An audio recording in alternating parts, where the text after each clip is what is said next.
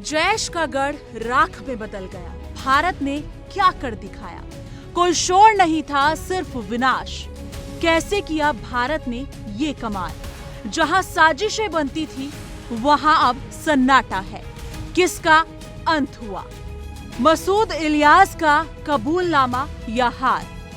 7 मई की वो रात पाकिस्तान के बहावलपुर शहर में सब कुछ सामान्य लग रहा था, लेकिन तभी अचानक एक के बाद एक इतने जोरदार धमाके हुए कि पूरा इलाका कांप गया। लोग घबरा गए, लगा जैसे कोई बड़ा युद्ध छिड़ गया हो।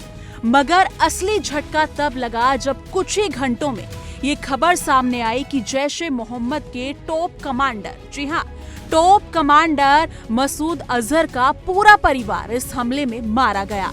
और ये हमला किसी और ने नहीं बल्कि भारत ने किया था।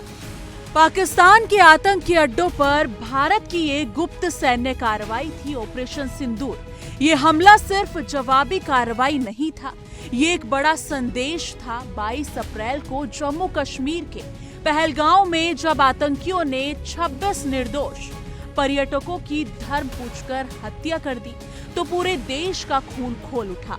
भारत को जवाब देना था, और जवाब ऐसा देना था जो इतिहास में लिखा जाए। इस हमले का बदला लेने के लिए भारतीय सशस्त्र बलों ने एक हाई लेवल मिशन प्लान किया, जिसका नाम रखा गया ऑपरेशन सिंदूर। इसमें पाकिस्तान और पाक अधिकृत कश्मीर यानी कि पीओके में मौजूद 9 बड़े आतंकी ठिकानों को एक ही रात में ध्वस्त कर दिया गया। इन्हीं में था बहावलपुर, जैश-ए-मोहम्मद का गढ़। यही रहता था मसूद अजहर का परिवार, और यहीं से चलती थी भारत के खिलाफ साजिशों की पूरी कमान। हमले इतने सटीक और गुप्त थे कि दुश्मन को भनक तक नहीं लगी। जब तक पाकिस्तान को कुछ समझ आता, तब तक पूरा तंत्र तबाह हो चुका था। बहावलपुर में हुए हमलों में मसूद अजहर का परिवार पूरी तरह खत्म हो गया, और ये बात अब किसी अंदाजे या अफवाह पर नहीं टिकी। खुद जैश-ए-मोहम्मद के कमांडर मसूद इलियास कश्मीरी ने इसका कबूलनामा किया है। आइए वायरल वीडियो पर नजर डाल लेते हैं।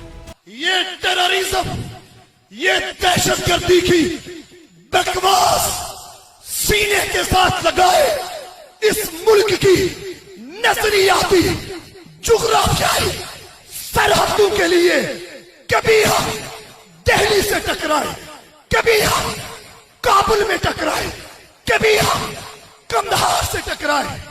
सब कुछ कुर्बान करने के बाद 7 मई को बहावलपुर के अंदर मौलाना मसूद अजहर की फैमिली के लोग, बहनें और बेटे और बच्चे रेजा रेजा हो गए, टुकड़ों में तकसीम हो गए। इंटरनेट पर वायरल एक वीडियो में मसूद इलियास कश्मीरी मंच पर खड़ा है। उसके पीछे बंदूकधारी सुरक्षाकर्मी तैनात है और सामने बैठे हैं उसके समर्थक। वो कैमरे के सामने कहता है, हमने भारत से लड़ाई की, कंधार से लेकर काबुल तक मोर्चे खोले, लेकिन 7 मई को भारत ने जो किया उसने हमें तोड़कर रख दिया। मौलाना मसूद अजहर का परिवार बहावलपुर में टुकड़ों में बट गया, रेजा रेजा हो गया।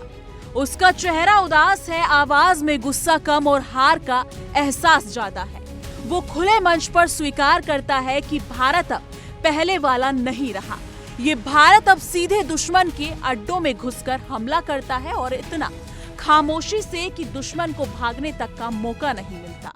शुरू में पाकिस्तान सरकार और वहां की मीडिया इस हमले को नकारते रहे, लेकिन जब खुद जैश का कमांडर सामने आकर सच बोलने लगा, तो धीरे धीरे पाकिस्तानी मीडिया भी मानने लगी कि भारत ने बहावलपुर, कोटली और मुरीदगे जैसे आतंकी ठिकानों को सही मायनों में तबाह कर दिया।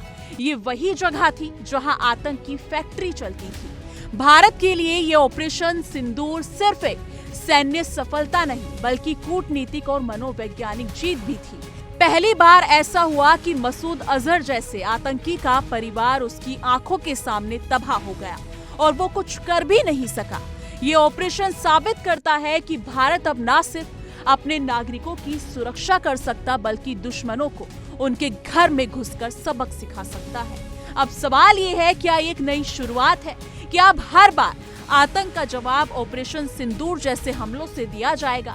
अगर ऐसा है तो ये भारत की सुरक्षा नीति के लिए एक बड़ा और साहसी कदम है। तो दोस्तों, आपको क्या लगता है कि अब भारत को इसी तरह आतंकवादियों को जवाब देना चाहिए? क्या ऑपरेशन सिंदूर ने सही जगह वार किया? कमेंट सेक्शन में अपनी राय जरूर साझा कीजिएगा।